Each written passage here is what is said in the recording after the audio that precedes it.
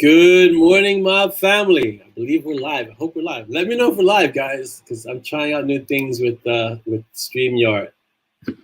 So welcome to everyone. So good morning. Good morning, good afternoon, good evening, wherever you are, whatever the time of the day. I hope it's a good one. Hope you're all doing well. It's good morning, Facebook user. I have to wait like this. Good morning, Facebook user. Afternoon, Joe. Good morning, Kirsten. Yes, I'm looking. So yes, today, let's get this one right out of the way. It's my birthday. I don't know how old I am. Let's see. I'm going to go with Mage years, so I don't know how old I am. Really old. Thank you for all the birthday wishes. You guys are so amazing. Let's see. You must learn. First you pillage, then you burn. I like that one, Heather. That's good. Let's see. Wow, it's nice and cool here. I gotta get the AC back on because I get warm with the lights and everything. I hope you're all here. Yes, Jasmine, I hope you're all doing well. Jasmine, I'm gonna adopt that one. I'm ageless, so that's really awesome. Dolly's here. She's making Java for the Kaffeeklatsch, and it's all connectedness. I like that. Everything is connected, so it's awesome. At a certain age, oh, I see. Thank you, Chris. See, I forgot that. At a certain age, I start going backwards. So I'm going to pick 10 years ago to start going backwards. So I'm like, I think 35 at this point. So yes. Dolly will be here in a little while. She's making super potent death wish right now. Vintage. Thank you. That's what I am. I'm vintage. What is the other one? I'm venerable is what it is at this point. Venerable. Well, I was very fortunate to have amazing genes. So I don't look my age. I'm trying to remember. I believe I'm 56. I think 56 is where I'm at. I think chronologically. Don't quote me on that. I think it's 56. So that's supposedly where I am. But I don't look. Nobody believes when I say I'm that old or I'm that age. Right, exactly. At 21 with 35 years of experience. That's where I'm at. 21 with 35 years of experience. So I don't think of it as age. Right now, I'm level 56. If we put it that way, I think it sounds really awesome. I'm like level 56. So that's pretty awesome. Ancient Sage of Java. That almost sounds like Dan. Thank you. It's either Dan or Craig. Thank you for the birthday wishes. You guys are awesome. Levy or Williams? I don't know what that means, Jeanette. Maybe I have to kind of look into it and see. If you could clarify that for me, that'd be awesome, because it sounds interesting. So yeah, so let's do the shout out. So shout out to everyone who's here, and those of you that are in YouTube world, hello, all of you in YouTube world. Thank you for supporting us. If you don't know where we are on YouTube, you'll find us on Bitten Peaches Publishing. Storyteller episodes, I believe, is the way you can find us, either through Storyteller episodes or Bitten Peaches Publishing. Either one of those will find us, and just go there, hit the notification button, like, subscribe, share with your friends and family and everyone you know. Levi, always Levi. If it's jeans, Levi. Let's see, we're on Instagram at Bitten Peaches. I haven't put much about Instagram lately because I've been in blood lessons, not actual blood lessons, the book blood lessons. So I've been kind of busy in that. So I'll see if I can. I'm gonna start scheduling stuff for that to next month. I think the Art for Blood Lessons drops on the 9th. So yeah, so it'll be by then, and then I can have some more time to. Is that my Kaffeeklatsch? Oh, my cafe. Say hi to everybody so I can hear you. Hi, everybody. So that's the disembodied voice of Dolly coming in as I position my cafe for the Kaffeeklatsch. Oh, yeah. Well, it wasn't planned, the MoB TV, to fall on my birthday, but I'm extra happy that it did, so I can hang out with you guys for at least an hour, and we can just hang out and talk. The other one I've heard is not age more, it's video game levels. Yes, like we're level 56, right? So that's my level right now. Okay, so let me continue with the shout outs. So ZAZZLE, don't forget our lead designer has been on a little bit of a hiatus, but she has projects that she's creating. So go to ZAZZLE, get your swag at M&S, EMANDES. Look us up there and just get your swag. I still think I have a t-shirt to be made with this logo, darling, this one. I don't think I'm giving you this art, right? Really? Am I not giving you that art? I think you have. Check when you get a chance. So I have a awesome mouse pad desk mat with the artwork of Peaches in the front, Simon about to pull out his sword, and Monty in the background with his flame. You guys have seen that art. I want to have that on a t-shirt. I think that's like awesome. But the one by Mona Finden, so it's really great art. Let's see. Patreon, we don't have any new Patreons recently, but there's a new Patreon story dropped today, right? Today. A new Patreon story dropped. It's called Sid's Day Off. And if you're not a patron, I can't tell you about it. I'm so sorry. But try it. It's really easy to become a patron. I think the subscription rates are really, really low. Less than a cup of coffee, less than a cup of Java, right? Very hot coffee, which is awesome. I think you can subscribe for us. You can support us for as little as $1. So the story is really fun. I think you'd really like it. I wish I could say more, but I can't, because those stories are written exclusively for the patrons. And if you're a patron, you know that story was pretty fun. Some teasers, some shout outs to a few people, especially Chris Mendoza. There's a little shout out to Chris in there. And I can't really tell you much more because it's a story written for the patrons. So if you want to know the story, just sign up to Patreon. It's that simple. I promise you that it's not something you will find. It's an exclusive story, so it's only for the patrons. And the reason I do that is because it's like, I don't know, quid pro quo in a way, I guess. It's basically writing something for the patrons who have gone the extra mile in a way. So for them, I wanted to create something just for them. And so those stories are just for the patrons. So if you want to get those stories, they're not long, like a chapter long. They're like short stories, short stories, but they're pretty fun. The next one that I'm writing is called JAVAMBROSIA, and it's with Simon and Monty and a mystery guest. It's going to be a lot of fun, and that'll come out in December. So you really want to go read it. If you want to read it, you got to be a patron. If you want to be a patron, there's a link. I'm sure we have a link in the MoB. You can find it. It's in the pinned links, and you can just sign up real quick. It's really easy. The newsletter will be coming out next week, I think, if I'm not mistaken. If not, early October. So I'm going to start announcing what's happening with Blood Lessons and what comes after Blood Lessons. So can you turn the AC there? I'm hot. So Blood Lessons gets done the 9th. The art comes out the 9th. So be ready. And then after that, it's either going to be Nocturne Melody, which is another Night Warden story, I'm torn, or Broken Magic, which is another Monty and Strong story. So I'm torn between the two. I'll see. I'll take a poll in the room and see what we want to see next. We'll see.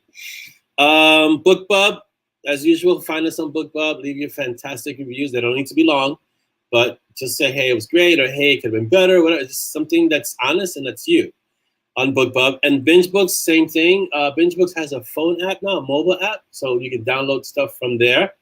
And same thing, you can find me there and then leave your reviews. It doesn't have to be long. It just needs to create social proof. And that's our shout out announcements for the morning, for the first half of the show. Then we'll get into the book and audio updates later. So how are you guys doing? It's an awesome day today. This is like the most awesome day in September. So it works really well. Blood lesson, yes, Jeanette. Blood lesson on the 9th of October for the art. You hear it here first because you're in the MoB TV. Marie says, Dolly, like that. Marie! With like 4 exclamation points. No, the ladies are really excited to see me today. Because you haven't been here in a while. That's why.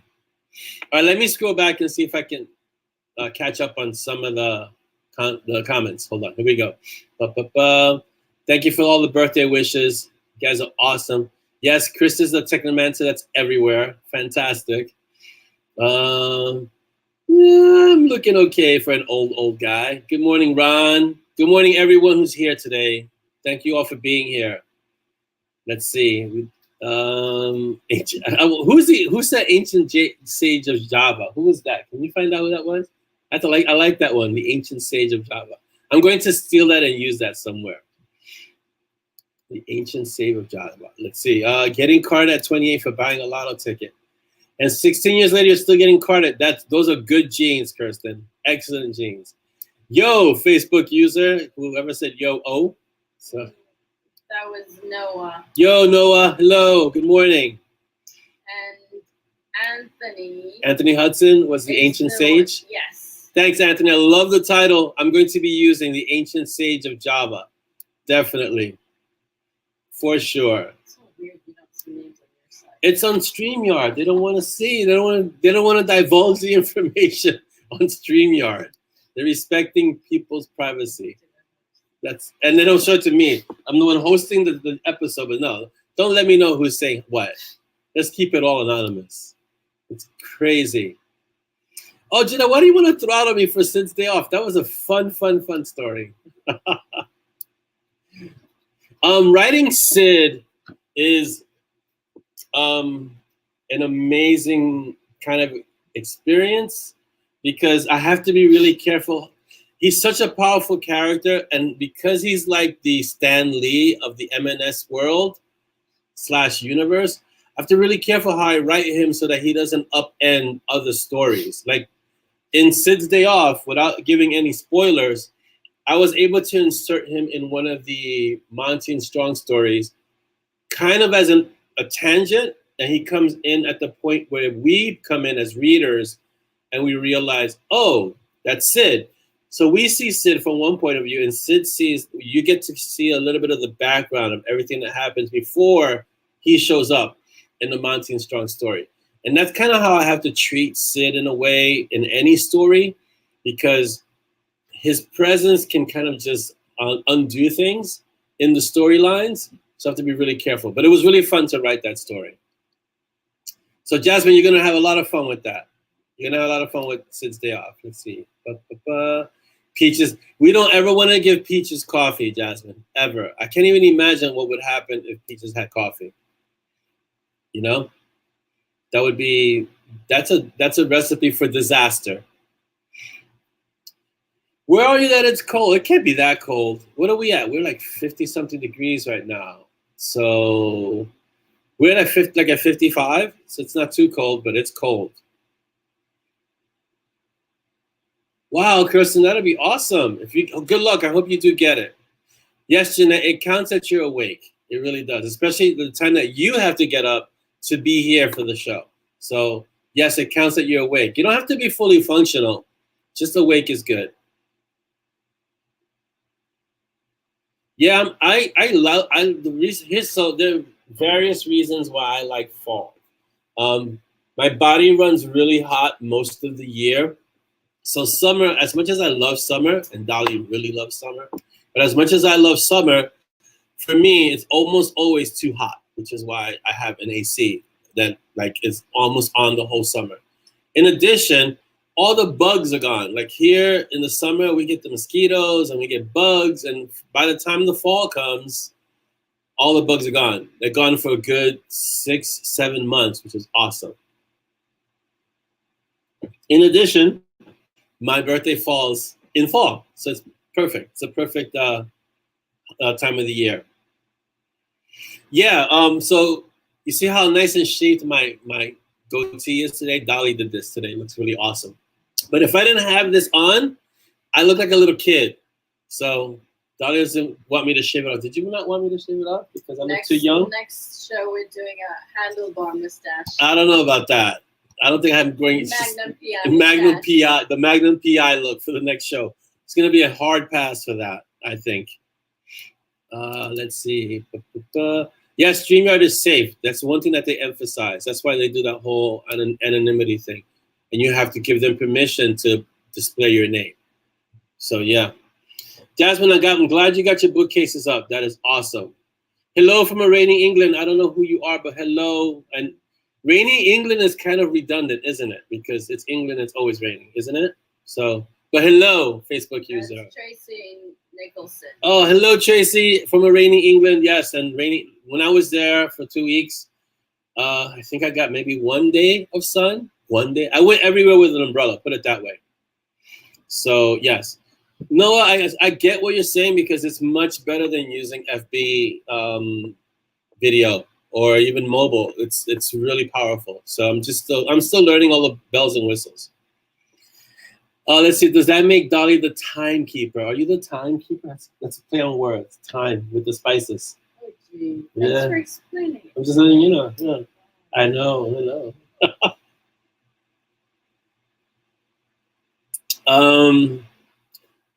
Oh yes. Can someone put the StreamYard link in somewhere, anywhere, and I'll post it up. Kristen, where is it? Oh, here it is. Let me put it up. Chris, show. Boom. Show. It did not show. Hold on, let me try it again. It's showing. No, it didn't show on mine. It has to show here so that I can see it. That's the StreamYard link if you need it, okay? Yeah, I can't imagine your summer, Jeanette. It's like probably all humid and full of bugs, isn't it? Because I'm thinking Australia is probably like not fun as summers go.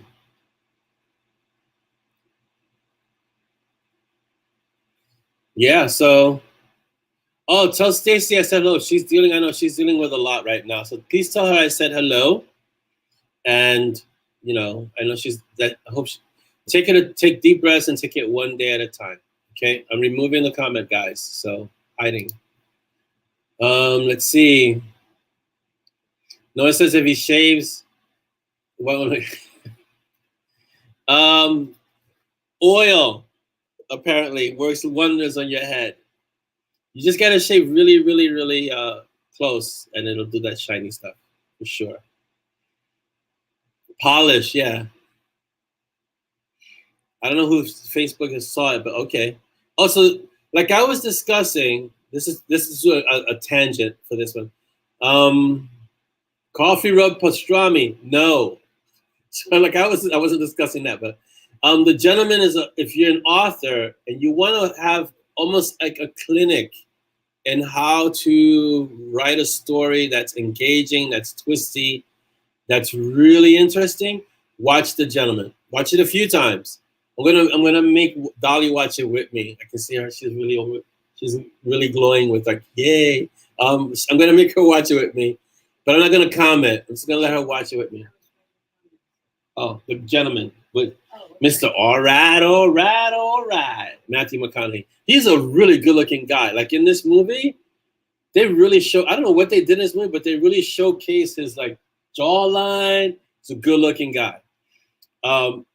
He takes that movie, but Hugh Grant has some great parts in it as well. So, and Colin Farrell, who's in this movie as well, he's not in the lead. He's much secondary character, but he every scene that he's in, he steals it.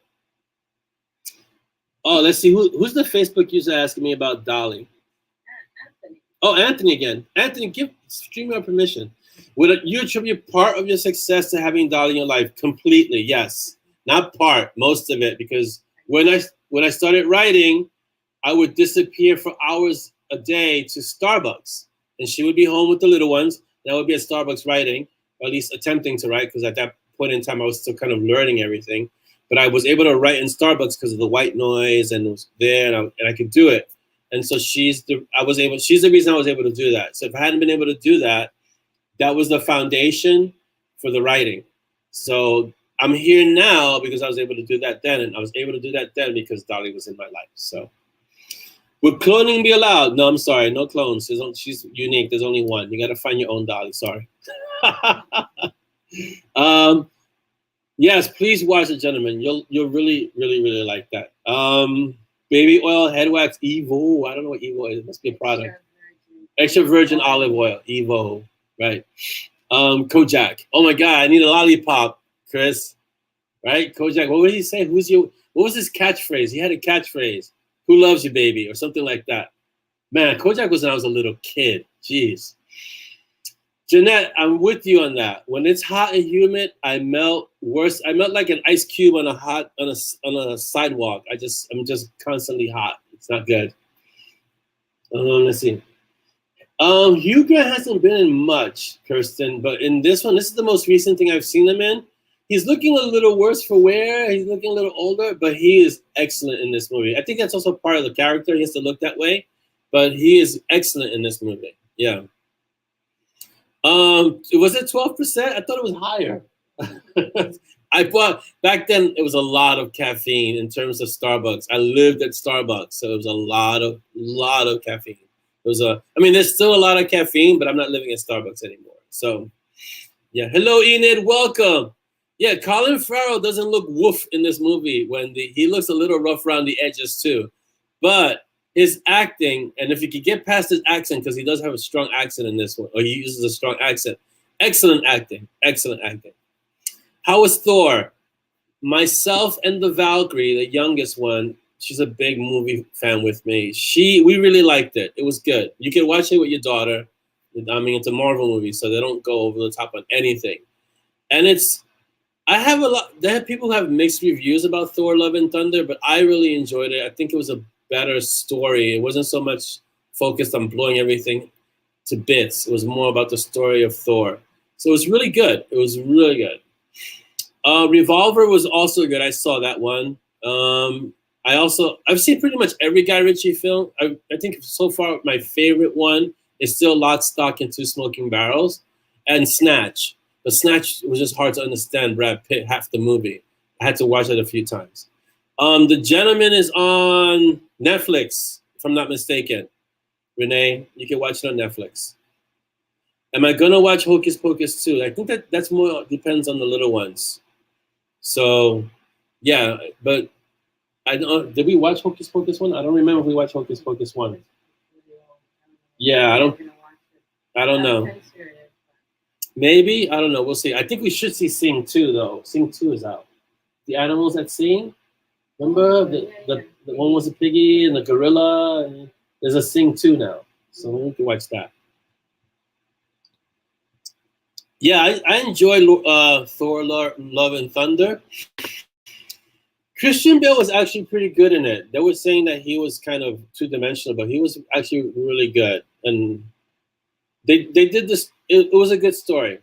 There were a lot of great moments with Thor and his expectations and having his expectations shattered. And this whole thing with Mjolnir and like, come on back to me. It was really fun. So I won't spoil it if you haven't seen it, but you should definitely give it a watch. Yeah, like Wendy said it. I'll take story over. Was that you, Wendy? Yeah. Oh, Jeanette said it. I'll take story over lots of special effects any day. Same. I'll take the story. If it's all special effects, it starts to become boring after a while. It's just special effects. You need something to carry the special effects, right? So Thor had a really good story, but at least one that I enjoyed, and I was glad to have an MCU movie not be about the end of the world blowing and everything blowing up, and like a Infinity or Avengers thing. I think it was a really good story. Yeah. Who's that? Who's the last person? Is that Dan? Dan? Yeah, Dan. It's like a comic. Exactly. It kind of had a little bit of everything. So it was really well done. And the fact that it wasn't a world-ending situation, but more something closer to Thor, something a little bit more personal. I like that aspect of it because it was a Thor movie. So it wasn't like Ragnarok so much because it had a lot more personal elements in it. It was really good. Yeah, you need both. You need the story and you need the effects, right? So when it's too skewed in either direction, or even though I don't know if you can have too much of a good story, I think it's if you have too many special effects can take you away from the story, and then you get viewers fatigue, right? You're just tired from everything blowing up or all the magic, right? After a while you're like, okay, what's happening? Because you lose the story and the effects. So it's you need a good balance of both, But if you want to have the story kind of keep you engaged, I think I would say any Guy Ritchie movie could do that because Sherlock was excellent too. But the one with Robert Downey Jr. and Jude Law, excellent movie. But The Gentleman will do that for you. So do that. Watch that. Did Chris Hemsworth use a stunt? No, they cut it off in that one scene, so you don't see anything. There's no stunt, anything. You can't. It stops at the waist. Because kids are gonna watch Thor: Love and Thunder. They have to stay like within PG, Yeah, exactly. Of all that massive world building that they've done, it's nice to have a story. And the good thing about Thor is that it pokes fun at itself. So they had another scene. This is without spoiling. You know how in Ragnarok they had the scene where there was a play in Asgard, and Matt Damon and one of the other Hemsworth brothers was playing Thor, and so they had a play about Thor's exploits and Loki dying and all that. They had another version of that in this movie, which is hilarious. So I like that they can poke fun. They don't take it too seriously, so that's a lot of fun too. Let's see. So yeah, I don't know. I have to look at it. I don't know about Hocus Pocus. I don't even remember the first one. Jasmine, have a great weekend. Thank you so much for popping in. Please give my regards to Stacy and tell her again, take it one day at a time. Breathe. Breathe. One day at a time, okay? Are we going to get me to a convention anytime soon? Oh, I don't know, man. It's going to be hard for me to get to a convention anytime soon. It's hard for me to leave the house for that long. As you hear Dolly laughing in the background. That wasn't even a fun laugh. That was one of those evil laughs.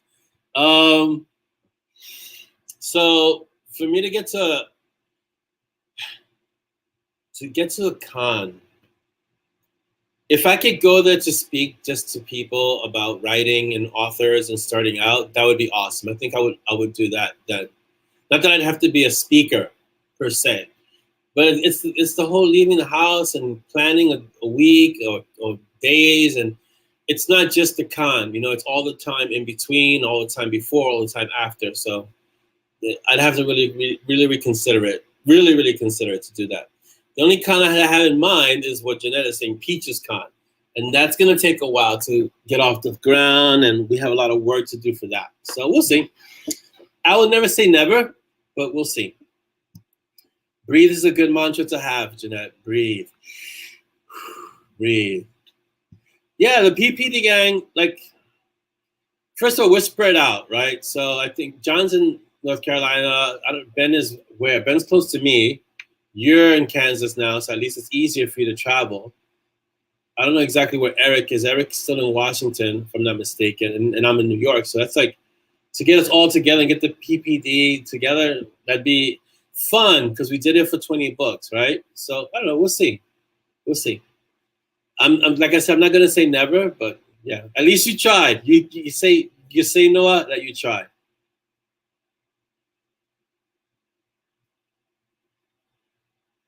Right, yeah, that meta part with Natalie and trying to explain because she's a physicist or something, astrophysicist, and then Sam Neill in those plays with Damon, I think that was fantastic. Yes. Right, and as for Peaches Con, we still need to fix some buildings first before we go on the destruction tour, you know? So so where are we? It's 12. Oh man, time goes by so. It always feels like the time before it happens, it feels like it's really long.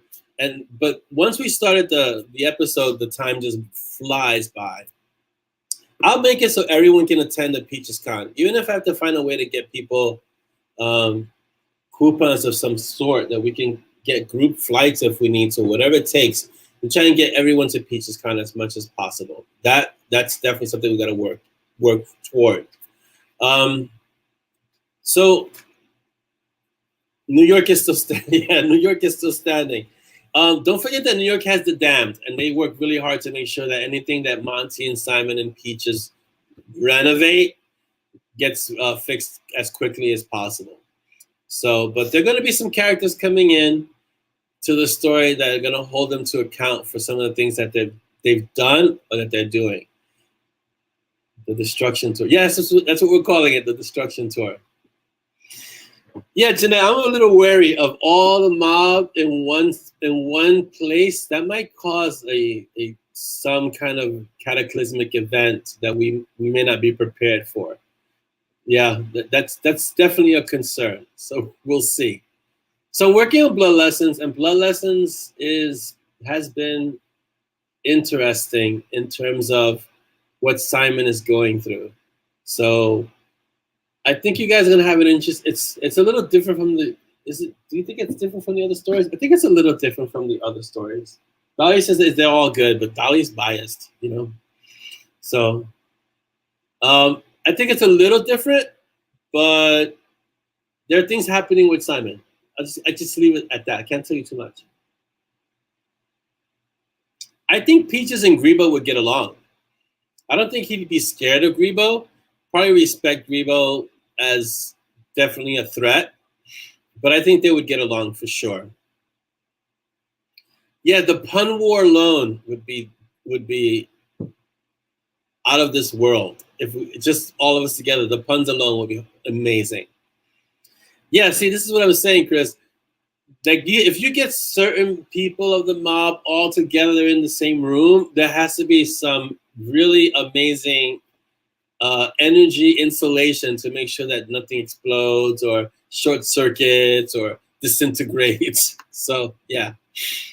Creepy song from a very frightening Denzel movie that I can't remember the name of. Was it Seven? Because Seven is the only creepy movie I could think Denzel was in. The one with Kevin Spacey being a villain in that one. He was in there with Morgan. Is that Seven with Morgan Freeman? I'm thinking Brad Pitt. That might be a different one. Yeah. Fallen, yes, Fallen. That's it. Thank you, Heather. Seven is the one with, I think, with Brad Pitt. It's one of his first roles. He's a detective, a junior detective working with Morgan Freeman, and they're going after Kevin Spacey. Yes. So the question is that now that my schedule is almost exclusively M&S, it's almost always been exclusively M&S. It's just that there are things in between. So will I be going back to finish any of my other works like I did? What else do I have that's hanging about? I have a lot of the little novella trilogies that need to get finished. So yes, I will definitely be going back to finish those that are like single books. Like The Dread Warlock has one story out. Division 13 has 2 stories out. It's going to be a trilogy. Bug is a trilogy. That's already finished in that sense, but it's not finished in the sense of being complete because the Bug Collective is out there. The Bug is out there making sure that I write more. Same thing like with Nixia and Acheron. I'm getting side-eye. And Bangers and Mash. So there are a lot of series that need to be continued for sure. And Shock Collars to break the pun war. Yes, please. What's in the box? Which box? He was very good as Kaiser Soze, for sure. Yeah. Oh, that would be fun. Yeah, if Ziller knew who the librarian, if Ziller and the librarian actually interacted, I don't think I could get that without some serious permission from the Pratchett estate. And maybe go out for like a coffee or a beer. That would be a lot of fun. Yeah. Will I be touching Blur or anything old school? Wow. See, Blur really does have a special place in my heart. Going back to Blur is almost like going back to the Spiritual Warriors. That's how far back Blur goes. I'd have to consider it because it is a story that needs finishing. It was left. It's a trilogy, and I do have the treatment for the trilogy. But I have to really think about going back. I'd have to read it because it's so long ago and then see how I would develop the character because it's a really good story. And I'm nostalgic about Blur because it's one of the first stories that I wrote and put out there in the world. So I don't know if I want to touch the story and continue or if I maybe want to make it a duology, write a second book and end it there. You know? We'll see. I mean, chances of me going back to Blur are big because I really like the character and I like his ability. It's not over the top magical. It's something that he cultivated through training. So yeah, I don't know. It's a good question. Who wrote that question about Blur? That was Dan Fong. Dan, great question. Thank you. It would be awesome to go back to Blur and do something with that. And I won't forget Silk. Silk will be appearing, but he's going to be appearing in the Mountain Strong World. So yes, we'll see. I think it's great. And I learned my lesson writing cliffhangers after Blood is Thicker. After Blood is Thicker, I didn't write any more cliffhangers, even though I've been told that some of the more recent books in the Mountain Strong World are cliffhanger-ish, right? None come so close as Blood is Thicker. Blood is Thicker was more of a true cliffhanger. And I learned not to do that again because you guys, it's okay now if you come into the series now because it's 16 books. But when it was 3 books and I wrote a cliffhanger, everyone had to wait for the 4th book to be written. And I made sure I wrote that 4th book really fast. But yeah, but no more cliffhangers like that. And like as I said, I explained, going back to book 10, I think, that all of the following books, almost up until book 21, is like a river novel. So they're all connected. So it's not cliffhangers per se, because they do kind of wrap up, but the story is connected. And so it continues through the books. Not so much as a cliffhanger, like leaving you, what's going to happen next, but knowing, oh, this is connected to this, which is connected to this, and so forth and so on. Yeah. Yeah, Rihanna's probably is very busy because, but I can ask her, I can reach out to her and see if she would allow me to do an homage to Sir Terry using his librarian. That would be awesome. So I'll see if I can ask her.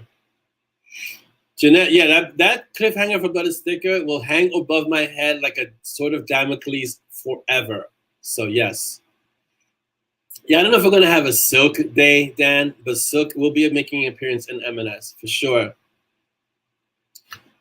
Yeah, Kirsten, stopping. So what I did with Blood is Thicker, the original ending for Blood is Thicker was that they were getting hit by some orb of destruction while they were in the goat, and it was melting around them and fade to black. That was the end of the story, and the uproar for that was immense. So I changed it considerably. It was still a cliffhanger, but The original was really bad. It was almost as bad as when Peaches almost died. So yeah.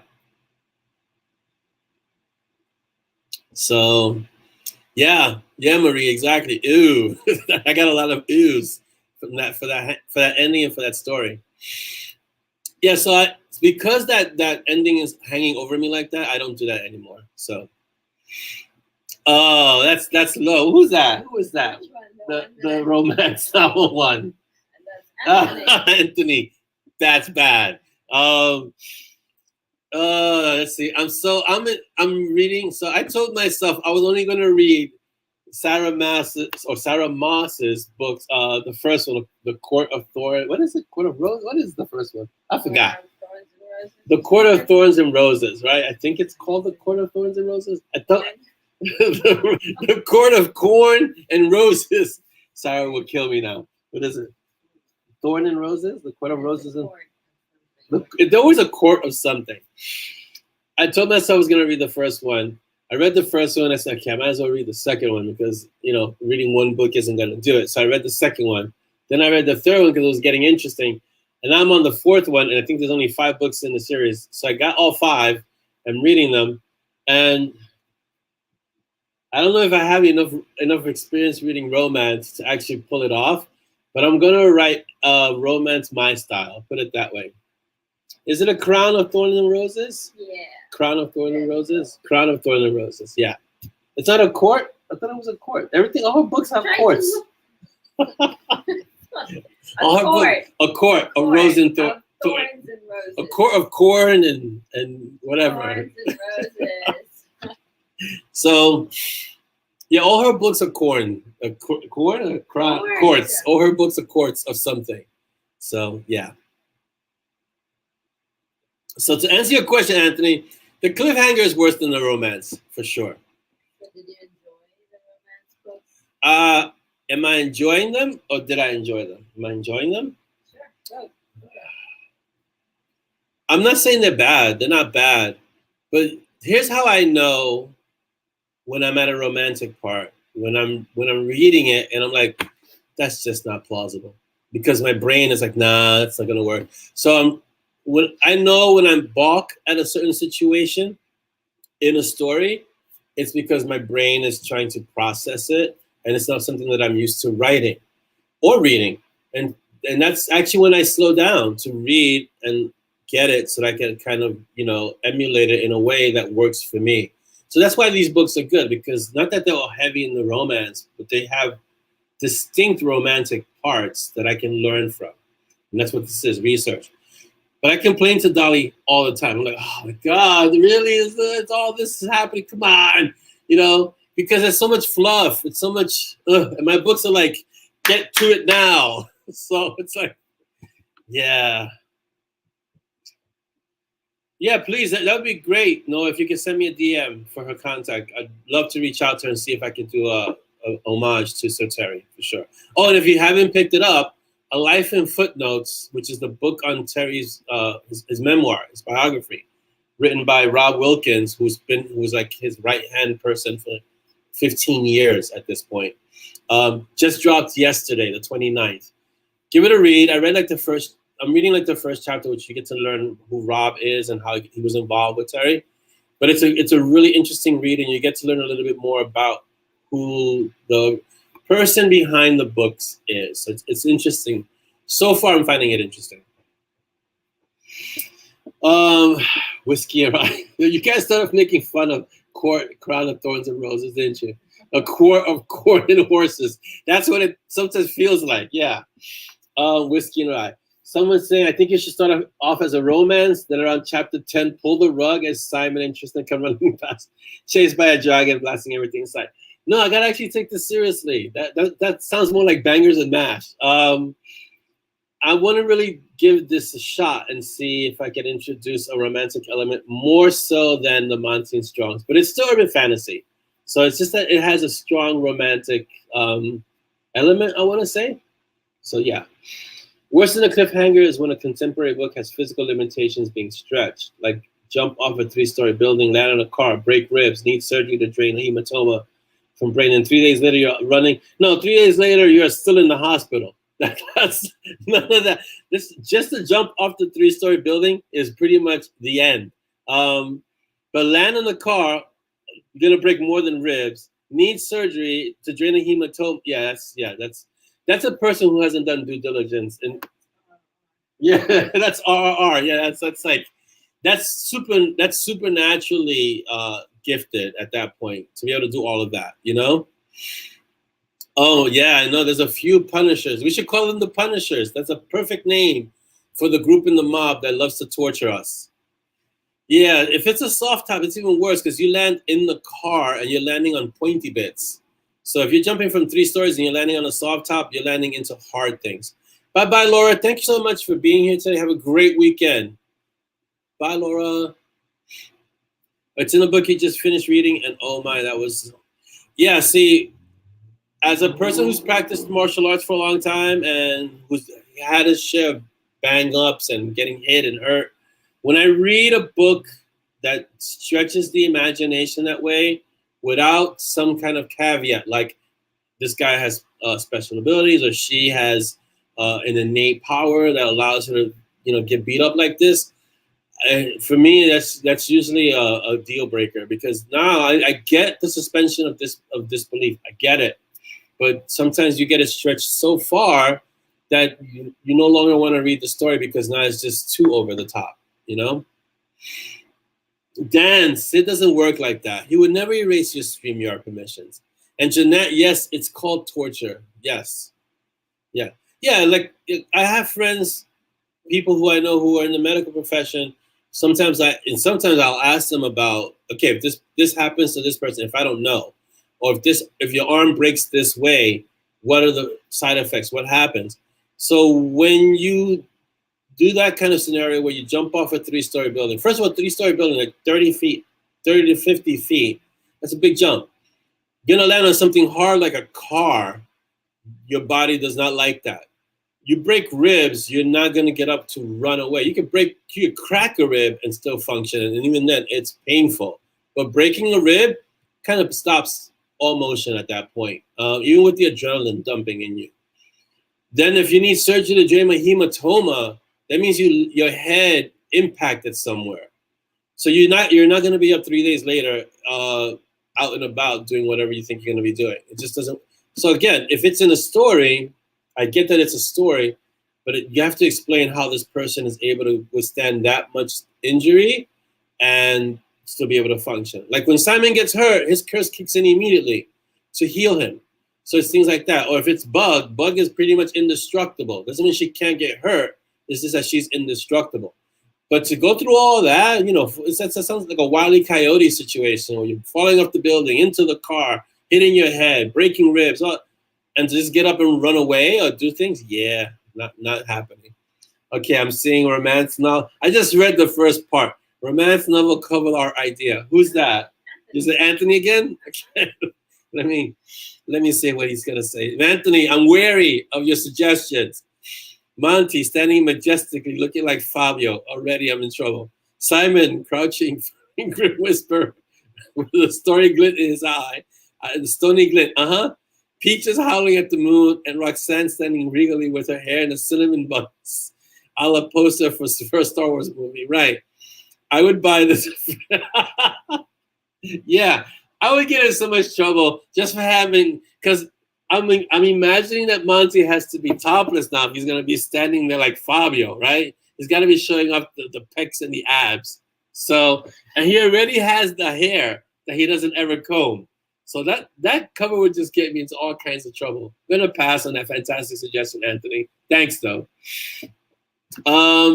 Kirsten says, if a scenario takes you too far out of the story, due to being too out of the realm, then it needs relooking at. Yes, it does. And like Heather said, yes, you're a pancake at that point. Major compression injuries. Right. Mine too, Chris. My browser would be red flagged. Yeah, see that, Marie, you see that whole fanning myself? That's what I'm trying to avoid. That's why Monty would never be on a cover topless, standing off Fabio style. That would just get me into all kinds of trouble. Pass. I'm not writing a romance with Monty standing in the top of the front of the cover, Fabio style. We'll call it Fonty. What is the Full Monty? Remember that movie, The Full Monty? Yeah. It's okay, Marie. It's okay. I understand the why behind it too. I do. Oh, good. We got plenty. Well, we don't have plenty of time, but we got time because I want to get to the questions. Let me get to some of the other updates real quick. So, blood lessons is the 9th. The art is the 9th. So please hold on. It's just a little while longer. I'm at I think 30K. So I think I can crank out the rest of the Ks between now and then. Audrey's gonna kill me because it's gonna be she's gonna kill me, but that's okay. Audiobooks in production end of November, according to Kevin and our scheduling, right? We're end of November for, what's the next book? Stormblood? Yes. Stormblood is the next one. So we're going to be 2 books ahead. So Stormblood, then Revenant, then Blood Lessons. So he's going to work on Stormblood next. Okay? So yeah. So those are the audio updates. I have some new, I don't know how are we going to present these to the mob. I guess we could drop them in the mob. The tracks from Will. Oh, that's a good idea. So we have some new tracks. If you ever see if you watch the beginning of the Mob Kaffeeklatsch, you'll hear the music, the theme song. That musician, that gifted artist, produced 6 more tracks for me. He did a redo of the Monty and Simon theme. Then he did one that's a dark theme. And then he did one for Monty, one for Simon, one for Peaches, and one for Michigo. So it's 6 new tracks. So they each have their own tracks, and then there's a new track for Monty and Simon. So I'm gonna see if I could just upload them to YouTube so you guys can listen to them. It's music. It's just straight music, like battle music, awesome music, character music. So it's like one is called Monty's theme, Simon's theme, Peach's theme, Michigo's theme. So those are the themes, and then there's one called Monty and Simon 2.0, and then it's called the Dark theme. So these will be up at some point this week. We'll put them up. Who's that who just can't stop? Thank you, Facebook user. Who's that? Just came in and said bye. That was. It's like can't stop. Thank you for the happy birthday wish, Facebook user. Malcolm, thank you. Actually, the theme, Peach's theme, I described it as jaunty and dark. It has a feel like he's running, but it also feels like he's running and about to rip you to shreds. It's a fun theme. Will Musser is a fantastic musician, artist. He's done movies, he's done soundtracks for movies. So I was really lucky to get him to do these soundtracks for me. So yeah, he's really good. I'll put his link up in the mob. Yeah. On the eve of destruction. That's pretty much every Tuesday. Like every evening could be the eve of destruction. So I'm gonna put the tracks together in a YouTube video somehow. We'll figure it out, and then we'll get on. You guys can listen to them. Yeah. So yeah, so that's that for that. Let's see. We have the questions coming up. So oh, good. Okay. I have a big notice that says it's my birthday on my agenda. I'll show you because my agenda looks awesome, and it was done by an awesome person. So here's what it looks like. Like at every show, it doesn't look this colorful. This is what it looks like. It's my birthday. You can see all around. It's happy birthday. That was done by amazing Dolly. So this just in case I forgot that it was my birthday. So yeah. I have to figure out a way, Marie, to use that well, I'm gonna start trying to see if we can use it for like these things for the episodes, and some other way to use the music. I already told Will if we ever do the Monty and Strong series, I'll get him to do the soundtrack for it because he is that talented. So we'll see. But we'll definitely find a way to use that. It's, I get these things done because I think it's important to have them as part of the MoB, Monty and Strong experience. You know, it's awesome that we can have music for our characters and things like that. So yeah, so it's important. I think it's important. Who said that? But I imagine Peach's thing would be the sound of sizzling meat. Nah, Peaches doesn't wait for it to be sizzling. He just eats it like that. It wouldn't last long enough to sizzle. So yeah. All right, so I guess you can, because we have a few, we should get to the questions early-ish. So let me get to the questions quicker rather than later. All right. I'm trying to get to the questions. Hold on, guys. Here we go. I think this is the question area. Please stand by.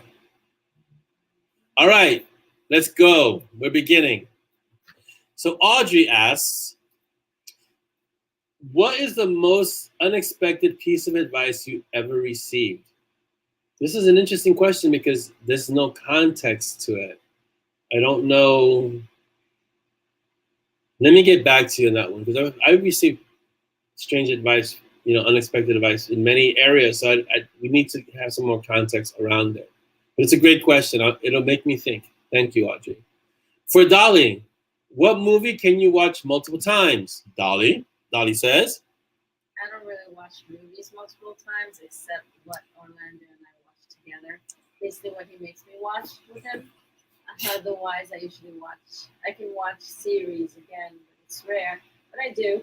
I mean, I have like Frasier or Big Bang Theory, Gilmore Girls. Those. Oh, so you guys got that. The movies that she watches multiple times are the ones I make her watch multiple times. And the series that she really enjoys, which are really awesome series, are like Frasier, Big Bang Theory, which I enjoy, not as much as she does. But yeah, she really enjoys it. And Gilmore Girls, which I don't really watch, but okay. All right, Orlando, what is the great question. Great answer. Thank you. Oh, thank you. What is the most difficult part of your writing process? I don't really find any part, I would say, difficult per se. Don't get me wrong, writing is hard. It's work. It could be challenging. I think the hardest part is when you guys hear me complain about the feral stories, which is almost every story. It's wrangling it into that shape. So in your head, it's one shape. And when you actually get it written, it starts taking on its own shape. And sometimes those two shapes don't align. And you have to really kind of, you don't want to take a square peg and fit it into a circle, you know? But you kind of want to make it align to the shape that you had in your head, but sometimes you can't. And you got to just go with the flow. So that's the hardest part of when your story starts to going into these weird directions, and you know you kind of have to kind of wrangle it into a direction that it needs to go into, fit into everything else. And then sometimes you just let it go where it wants, and that's called a short story or novella that you can just do, and it can just take its own course. But that's usually the most difficult part of the writing process, is getting to that final shape, basically, for me at least. Let's see. Thank you for the questions, Audrey. That is awesome. Cynthia's asking, Cynthia Snell says, I know this has probably been asked and answered before, but I just don't remember. Who is Peaches' mom? Can't tell you yet. Sorry. And no, it's probably been asked before, but it has never been answered. So, sorry. The answer exists. I just can't tell you now, because then, huge spoiler, throws a whole bunch of things in the stories out of sync. And so, great question. Can't give you an answer. I'm sorry. But thank you for the question, Cynthia. Jeanette asks, we have covers for a couple novellas. Deadeye and Vacation come to mind. Deadeye is actually a full novel, not a vacation, not a novella. So Deadeye is an actual full novel. Vacation would be more like a novella short story. Within the larger framework, do you know all the novellas that will exist, or are some of them surprises to you as well? Okay. All right. So this is a two-part question. Also, was Simon not being totally truthful about the Brit he met and No God is Safe? Okay, two-part question. First part is, I have a vague idea of all the novellas, but some do surprise me. Like the date was a surprise because everybody kept asking about the date that was mentioned in the earlier stories. So I said, instead of having to keep explaining what the date was, let me just write the story. And it was easy, and it explained everything that everyone was referring to. Some characters are so amazing that they need their own stories. Excuse me. And so those are surprises. Like Iker, I wasn't intending to write a short story about Iker the Unseen, but he was such a good story in the Ruler Council, and such a good character in the Ruler Council story, that he almost necessitated having his own short story, like little novella. So it depends on the characters and it depends on where the story goes. But most of the time, I know what novellas are going to be written. Most of the time. Did you know the story of the date before you? No, I did not know the story. So Dolly asked a great follow-up question. Did I know the story of the date before I wrote it up? I just kept referring to a date that went horrifically wrong for Simon. And then when I had to actually write the story, I just thought of how bad can I make a date for Simon where everything would go wrong. So he blows up an Aventador. He has a troll after him. The date that he's with is just putting his life in danger. Yeah, I mean, I made it like the worst possible date ever Simon could go on. I think Michiko's in there involved somewhere too towards the end. It's not a good time for Simon. And therefore it's the date that's referred to. It's like, you remember the last time you went on a date? And that's why. Will they go on a date again? Simon? Huh. Simon's not going to go on a date on his own ever again. He might go on a date with Michiko, and that's another date that we could have where everything would go wrong too. That would be fun. Great question. Good question. Is she willing to date him again? I don't know. I don't know. They still have to make up for what happened in Japan. We haven't seen her in a while. I know. She'll be back. Don't worry. She's not going anywhere. She's dealing. You haven't seen Michiko in a few stories because she's dealing with what happened in Rule of Council. If you read Rule of the Council, that trilogy, she's cleaning house. She's busy, but she's keeping an eye on Simon from behind the scenes. If you get to the end of the story, you'll see what I mean. So yeah, they're gonna have a re-encounter of sorts. Simon's got to deal with his stuff.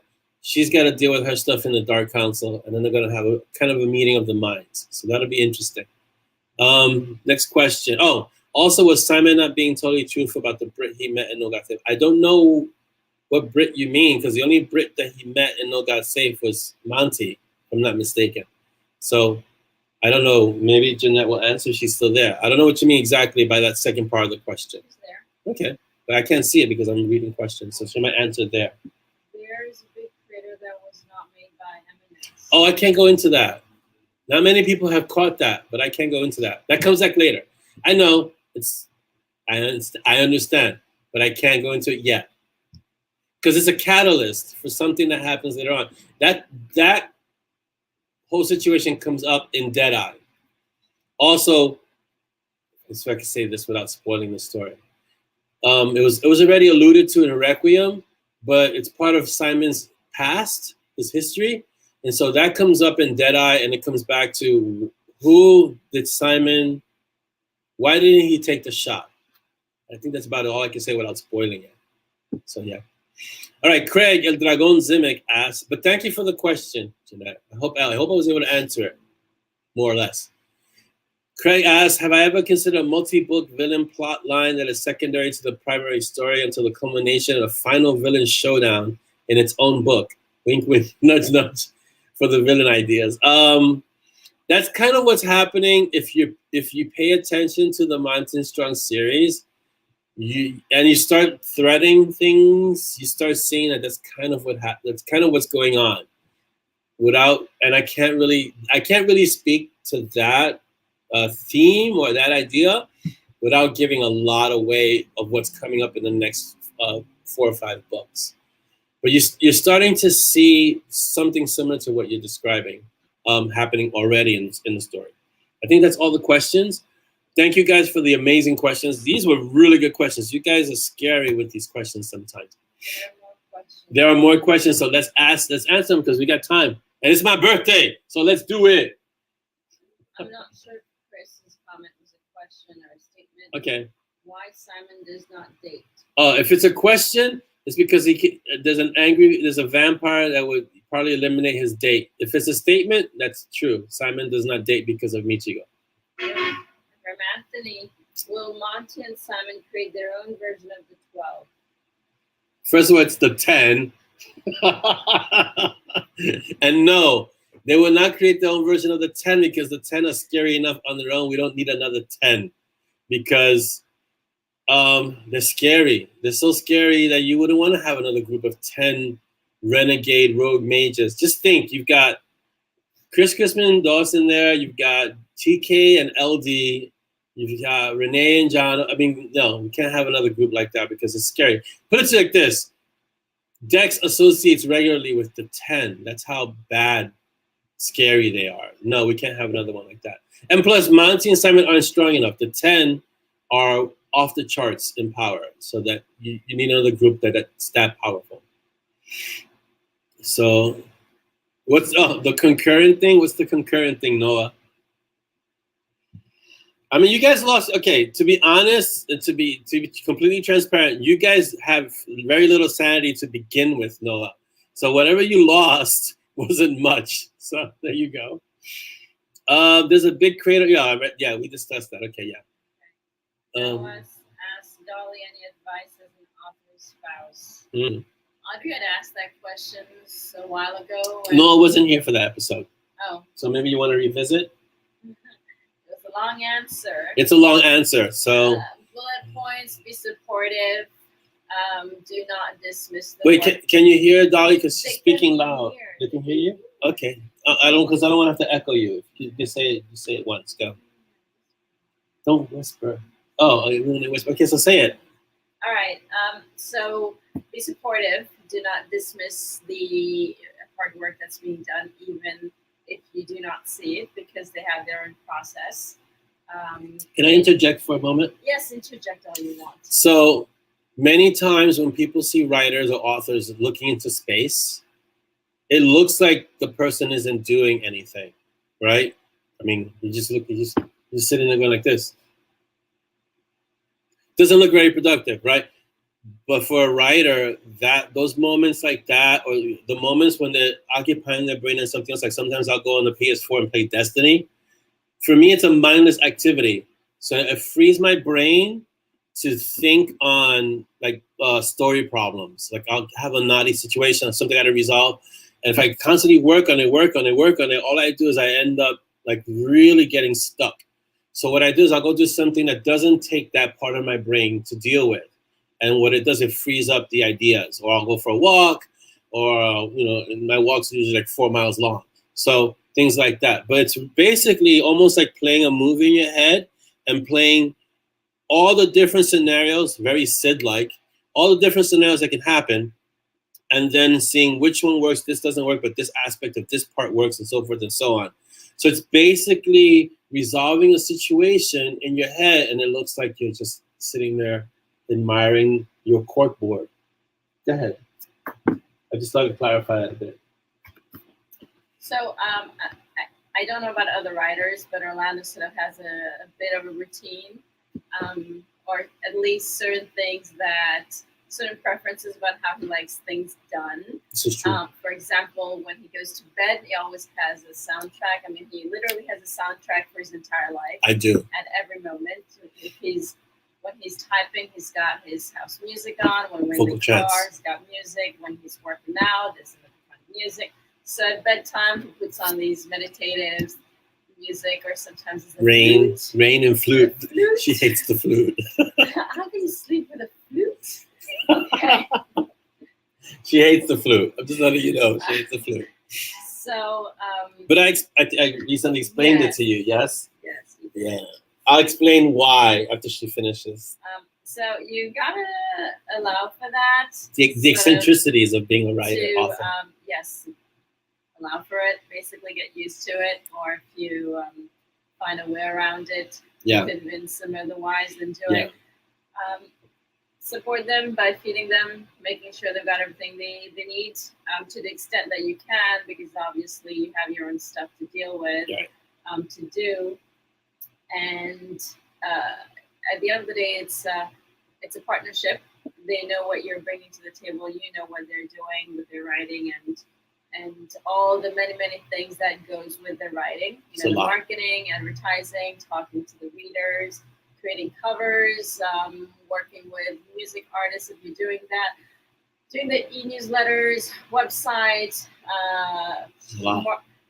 talking to Amazon and all the deals, binge books and whatnot. So there's a lot that goes in addition with the writing. Yeah, the behind the scenes. Infrastructure. Yeah, the infrastructure. Right. What else? There's a lot. There's a lot. But hopefully I can help Noah's wife, because Noah's wife is going through the same thing. He writes and she's there helping him, you know? Okay. Yeah. Might not want to put it as going through. Well, experiencing. Okay. Or supporting. It's really supporting. Yeah, not going through sounds like it's a burden. It's a chore. You're going through this. But it's basically supporting.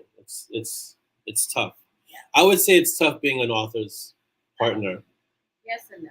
I mean, it depends on how similar you are, right?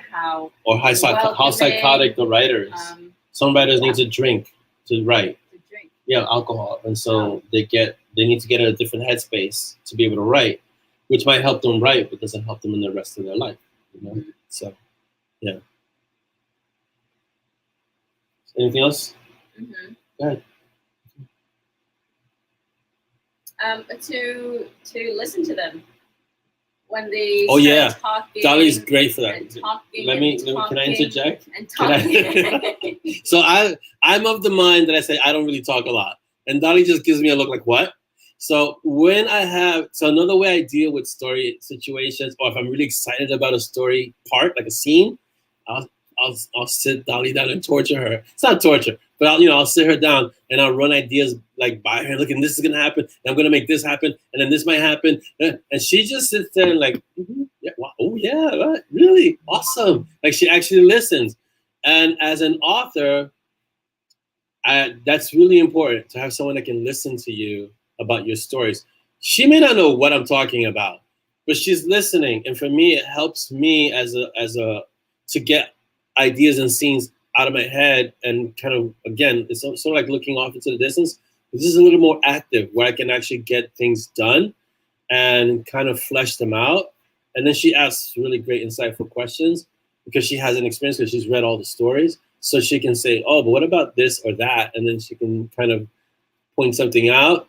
And she always gets like advanced chapters. So when she asks certain questions that things may seem a little vague or not as clear, I know that if she doesn't really immediately pick up on it, that I need to be clearer in certain sections. So that helps like tremendously. So I involve her in the process of the writing too, because I send her regular chapters and she reads them. Then she makes really insightful points that either help me to clarify certain things or help me to kind of emphasize certain things. So that's really important too, because sometimes I'll write something, I think it's awesome, and because in my head I know what it's connected to, and she'll ask a question that makes me understand that if you don't know the behind the scenes, you're not seeing what's happening.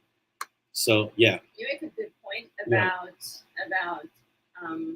getting me involved. So I think something that's important is, because as a writer, you tend to be more reclusive. Not you. Yeah. The writer might be more reclusive, introverted. Yeah. Even though they might be more that to the outside world and less so in their inner family.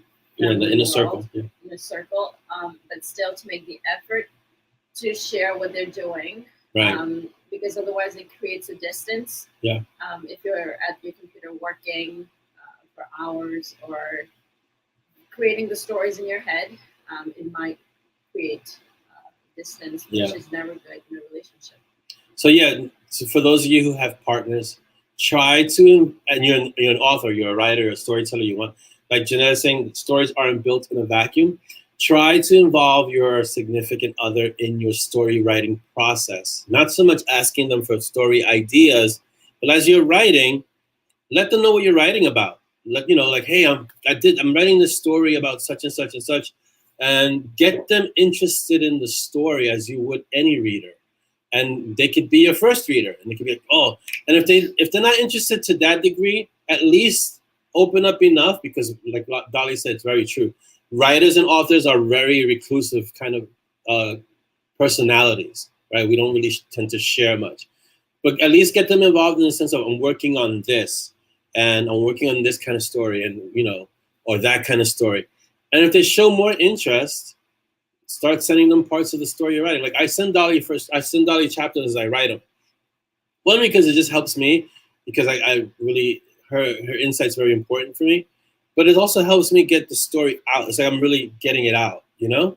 So yeah, as an author, get your significant others involved in your writing process. Not so much in the actual writing part, but in the receiving the story part, whether it's being an editor or being your first reader or even just bouncing ideas off of them or just informing them. Somehow get them involved in the process, and that way you'll be able to get more support for your writing. Dan, thank you so much for being here. It's awesome. Have a great weekend, Dan. Oh, is it time already? Are we done? It's my birthday, but we can't stay here till like 1. Okay, guys? All right, so thank you all for being here today. You guys are amazing. Let me go back in the comments just a bit because I was talking a lot, and then Dolly was sharing a great part. So many questions, many comments. Thank you all for all your comments, all your questions. Oh, Noah said good luck on the concurrent thing. Oh, it is tough to do that. I still remember trying to tie, not even a series, trying to tie the meeting of Ian Dex and Monty Strong in London across 2 different series, and how long and how hard that was. I don't think I'd ever attempt that again. It's just, I wouldn't even attempt it in stories that I'm writing myself alone. I don't think I would do that because it is very complicated, which is why I did it with Sid's Day Off in a very specific way, and it was very short. So yeah, so that's why it was like, do it this way. And it wasn't really a concurrent thing. It was more like a graft and just kind of dovetailing one part of the story into an existing part of the story, and that's easier. So yeah. Yeah, that was tough, Noah. All right, so guys, I want to thank you all for being here on my birthday, which is awesome. And thank you guys. You guys are fantastic and amazing. I'm so honored to have you as part of the MoB, as part of the MoB family. You guys are amazing. And thank you for all the birthday wishes. I'll try to get to them, but there are a lot of birthday wishes. So I think I'm just gonna do like one big thank you for all the birthday wishes, and I'll try to get to as many as I can in the PMs that I get, because it's like every few seconds I'm getting a PM, so it's awesome. And basically, I want you guys to have a fantastic weekend.